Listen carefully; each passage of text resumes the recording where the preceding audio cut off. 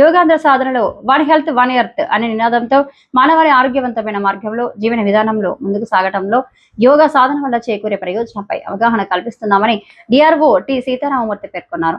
మంగళవారం స్థానిక grand truck రహదారి ఆర్ట్స్ కళాశాల సమీపంలో పంచాయతీరాజ్ మున్సిపల్ కార్పొరేషన్ శానిటేషన్ సిబ్బంది సంయుక్త ఆధ్వర్యంలో యోగాంధ్ర సాధన కార్యక్రమం నిర్వహించామన్నారు. ఈ సందర్భంగా జిల్లా రెవెన్యూ అధికారి టి సీతారామమూర్తి మాట్లాడుతూ జిల్లా వ్యాప్తంగా 4,900 పైగా ప్రాంతాలను గుర్తించి ఆయా ప్రదేశాల్లో 7,50,000 మంది యోగ సాధకులు ప్రతినిత్యం యోగ సాధనపై శిక్షణ ఇస్తున్నామన్నారు. చూసుకోండి. నెమ్మదిగా 2 చేతుల్ని నడుముకి వెనుక వైపుగా పెట్టుకొని ఇక్కడ డెమోలో చూపిస్తున్న విధముగా పెట్టుకొని గాలి తీసుకుంటూ నెమ్మదిగా యథాస్థానానికి రండి. మళ్ళీ ఇంకొకసారి అండి, పూర్తిగా గాలి తీసుకుని నెమ్మదిగా గాలి తీసుకుంటూ తీసుకుంటూ 2 చేతుల్ని తలని ఒక్కసారి పైకి తీసుకురండి. కాళ్ళు లెఫ్ట్లో ఉన్న బ్లడ్ ప్యూరిఫై అవడానికి కింద నుంచి విశాఖపట్నంలో జరుగుతూ ఉంది.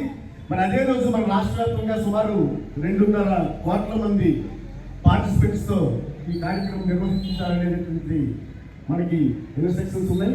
మరి అదేవిధంగా మనం ముందడుగు వేస్తూ ఉన్నాం.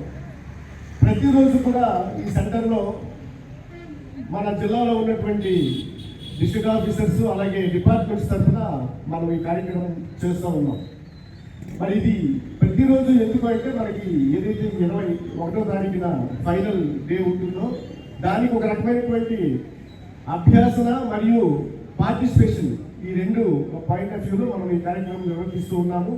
మన జిల్లాలో దీనికి అందరూ అన్ని వర్గాల వారు సహకరిస్తూ ఉన్నారు.